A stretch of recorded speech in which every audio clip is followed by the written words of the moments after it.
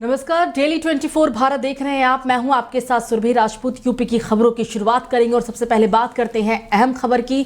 उत्तर प्रदेश के मुख्य सचिव दुर्गा शंकर मिश्रा ने शुक्रवार को ग्रेटर नोएडा के इकोटेक 10 स्थित रोबोटिक्स कंपनी एडवर्ब टेक्नोलॉजी का निरीक्षण किया। कंपनी के फंक्शनल होने के बाद पहली बार इस कंपनी का भ्रमण करने पहुंचे मुख्य सचिव रोबोटिक्स से जुड़ी टेक्नोलॉजी देखकर बहुत ही खुश हुए। इस कंपनी में बीते साल से उत्पादन भी शुरू हो चुका है। मुख्य सचिव दुर्गा शंकर मिश्रा ने कंपनी प्रबंधन का उत्साह बढ़ाते हुए कहा कि स्टार्टअप में रोबोटिक्स की आधुनिक तकनीकों का इस्तेमाल कर इस तरह का उद्यम स्थापित करना बहुत ही सराहनीय है।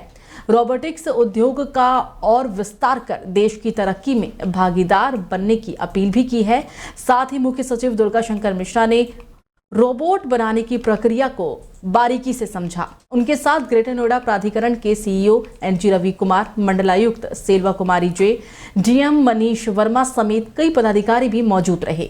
आपको बता दें कि एडवर्ब टेक्नोलॉजी रोबोटिक्स फील्ड में उत्तर प्रदेश की पहली सबसे बड़ी कंपनी है और इसका इस्तेमाल माल ढुलाई समेत कई कामों में किया जाता है। ये कंपनी आवंटन से करीब 1 साल में बनकर तैयार हो गई थी। सीएम योगी आदित्यनाथ भी इस कंपनी का भ्रमण कर चुके हैं। इतना ही नहीं, इस कंपनी के जरिए 1000 से ज्यादा लोगों को रोजगार के अवसर भी प्राप्त हुए हैं। इसका भी विस्तार करने के लिए प्रयासरत है। तो एटा के 21 केंद्रों पर शनिवार को 13,136 अभ्यर्थी पुलिस आरक्षी भर्ती परीक्षा देंगे।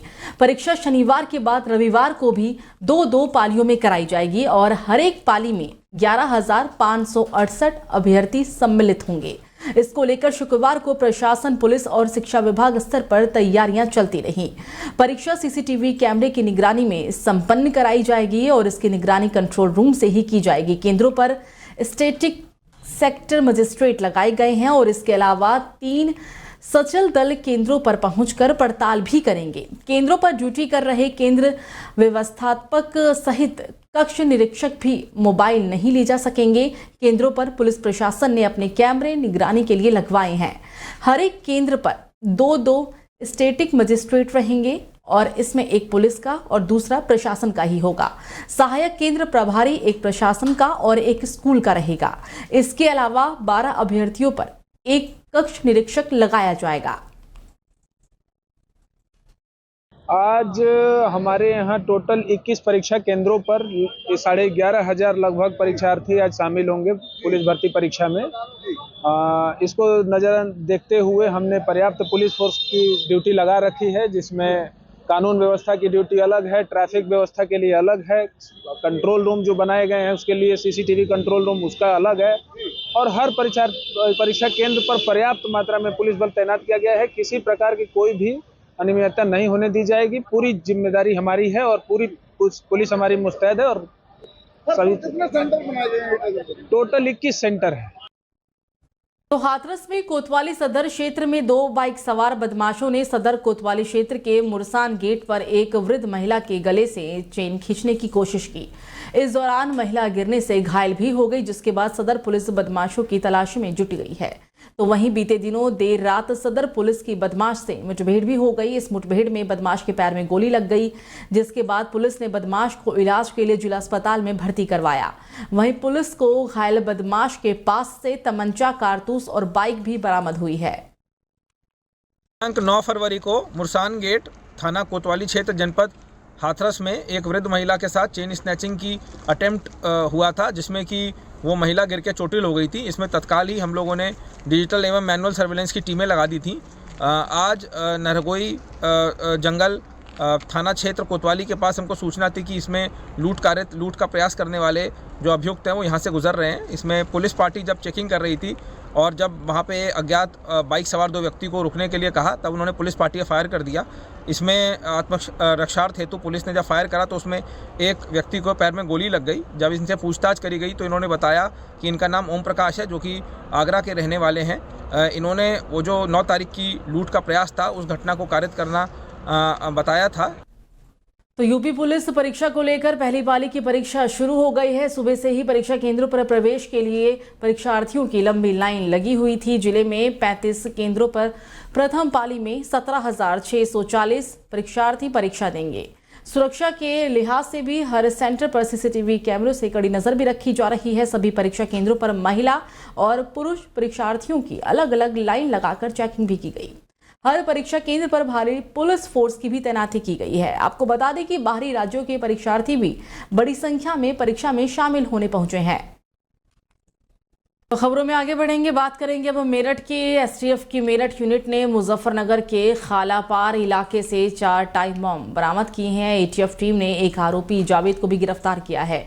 पुलिस की पूछताछ में आरोपी जावेद ने बताया है कि इन बम का इस्तेमाल पश्चिमी यूपी और दिल्ली के आसपास के इलाके को दहलाने के लिए किया जाना था। बोतल बम के जरिए लोकसभा चुनाव के आसपास दिल्ली और पश्चिमी उत्तर प्रदेश के कई इलाकों को दहलाने की साजिश थी। एसटीएफ की पूछताछ में आरोपी जावेद ने कई बड़े खुलासे भी किए हैं। आरोपी जावेद ने यह भी जानकारी दी है कि ऑनलाइन डिमांड पर अक्सर वो बम बनाते थे। जानकारी को देखते हुए पुलिस जांच पड़ताल में जुटी हुई है।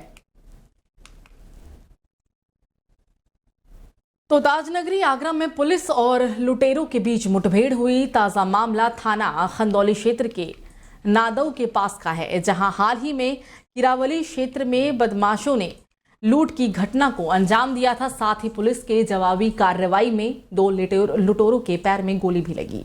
दोनों घायल लुटेरों को इलाज के लिए अस्पताल में भर्ती कराया गया। वहीं पुलिस ने मौके से 3 तमंचे, कारतूस, लूटी हुई नकदी भी बरामद की है। फिलहाल पुलिस आगे की कार्रवाई में जुटी हुई है।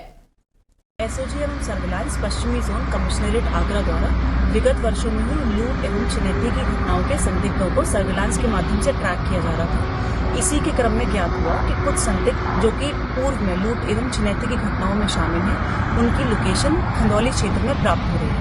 एसओजी एवं सर्विलांस पश्चिमी जोन कमिश्नरेट आगरा द्वारा इस पर थाना खंदौली पुलिस को सूचना दी गई। तो थाना खंदौली पुलिस, एसओजी एवं सर्विलांस पश्चिमी जोन कमिश्नरेट आगरा द्वारा संयुक्त रूप से कार्रवाई करते हुए कुछ संदिग्ध अभियुक्त जो कि नादौ से इंटरचेंज की तरफ आ रहे थे, उनकी घेराबंदी होते देख अभियुक्त गढ़ों द्वारा पुलिस के ऊपर जान लेने की नीयत से फायर किया गया। पुलिस के द्वारा आत्मरक्षार्थ फायर किया गया। तो खबरों में आगे बढ़ते हैं और अब बात करते हैं कासगंज की। कासगंज के सोरो कोतवाली क्षेत्र के गांव एवनपुर ताखरू में बीते दिनों चाचा ने सगे भतीजे को गोली मारकर मौत के घाट उतार दिया था। बचाव में आए सगे भाई को भी गोली मार दी थी। घटना के बाद घायल युवक को इलाज के लिए जिला अस्पताल में भर्ती भी करा गया था। पुलिस ने कार्रवाई करते हुए महज 24 घंटे के अंदर ही आरोपी चाचा को गिरफ्तार कर लिया है। आरोपी के पास से DBBL, 1 बंदूक, 12 बोर, 3 जिंदा कारतूस, 2 खोखा कारतूस, 12 बोर बरामद हुआ है। इसके साथ ही आरोपी ने अपना गुनाह भी कबूल कर लिया है। थाना सोरो पर कल दिनांक 15/2/2024 को दोपहर लगभग 2 बजे सूचना प्राप्त हुई कि एवनपुर गांव के एक व्यक्ति जिसका नाम वीरेश है, जिसकी उम्र लगभग 55 वर्ष है, उसके द्वारा अपने ही भतीजे और भाई को गोली मार दी गई है। इसमें जो भतीजे हैं उनको जब उपचार के लेके जाया गया तो डॉक्टरों द्वारा वहाँ उन्हें मृत घोषित किया गया और जो भाई हैं उनका इलाज वर्तमान में अलीगढ़ में चल रहा है। इस संबंध में तत्काल धारा 302-307 IPC के अंतर्गत थाना सोरो पर अभियोग पंजीकृत किया गया था। और अब बात यूपी के महोबा की। जिले में पुलिस भर्ती परीक्षा के दौरान अचानक श्रीनगर के राजकीय इंटर कॉलेज का परीक्षा केंद्र बदलकर राजकीय इंटर कॉलेज मिर्जापुर कर देने से परीक्षार्थियों के होश उड़ गए। प्रवेश पत्र में परीक्षा केंद्र के परिवर्तन से परेशान अभ्यर्थी का इतने कम समय में महोबा से मिर्जापुर परीक्षा केंद्र पहुंचना उनके लिए नामुमकिन सा लग रहा था। ऐसे में नाराज अभ्यर्थियों ने जिलाधिकारी आवास का घेराव करते हुए उसे श्रीनगर परीक्षा केंद्र किए जाने की मांग भी की। परीक्षा के नोडल अधिकारी ASP ने भर्ती बोर्ड से बात कर समस्या का समाधान किया है। और अब बात सिद्धार्थनगर की। सिद्धार्थनगर के उसका बाजार थाना क्षेत्र के पकड़ी बाजार में शुक्रवार की देर रात पुलिस SOG की संयुक्त टीम के साथ चोरों की मुठभेड़ हुई, जिसमें एक बदमाश के पैर में गोली लग गई, जबकि दूसरा बदमाश पुलिस को चकमा देकर फरार हो गया। घटना को लेकर SP प्राची सिंह का कहना है कि 12 फरवरी की देर रात उसका बाजार थाना क्षेत्र में चोरी हुई थी और इसका खुलासे को लेकर ही टीम भी लगी हुई थी। शुक्रवार की रात सूचना मिली कि कुछ संदिग्ध पकड़ी बाजार चौराहे पर देखे गए हैं। इसके बाद टीम मौके पर पहुंची तो संदिग्धों ने पुलिस टीम पर ही फायरिंग कर दी। इसके बाद पुलिस टीम ने भी फायरिंग की। इसमें एक आरोपी वसीम के पैर में गोली लगी और दूसरा उसका साथी बाइक लेकर भागने में सफल भी रहा। घायल आरोपी का इलाज अब जिला अस्पताल में चल रहा है। आरोपित के पास से एक तमंचा, कारतूस और चोरी का सामान भी बरामद कर लिया गया है। थाना उसका बाजार अंतर्गत कुछ चोरियां हुई थी। इन चोरियों को तत्काल एफआईआर इनमें दर्ज की गई थी और इसमें कई टीमों का गठन किया गया था। कल रात में ये सूचना मिली कि चोरी में संलिप्त कुछ ऐसे लोग जो संदिग्ध प्रतीत हो रहे हैं वो पकड़ी चौराहे के पास देखे गए हैं। इस सूचना पर तत्काल उसका बाजार की टीम और एसओजी की टीम पहुंची और वहां जब उन लोगों को रोकने की कोशिश की गई तो उन्होंने फायरिंग की। हम लोग ने भी जवाबी फायरिंग इधर से की, जिसमें 2 बदमाश वहां पे गिरे। एक बदमाश बाइक लेके भागने में सफल रहा। एक बदमाश जिसको अरेस्ट किया गया है उसका नाम वसीम है, जिसकी उम्र 24 साल है। इसके पास से 12-13 की रात में चोरी किए गए कुछ पैसे मिले हैं और एक कैमरा उसने चुराया था वो भी बरामद हुआ है। ताला तोड़ने का सामान भी इनके पास से बरामद हुआ है। दूसरे अभियुक्त को भी जल्द पकड़वा लिया जाएगा और आगे की कार्रवाई इसमें कराई जा रही है। तो फिलहाल खबरों में मुझे दीजिए इजाजत। देश और दुनिया की तमाम बड़ी खबरों को जानने के लिए देखते रहिए डेली 24 भारत। नमस्कार।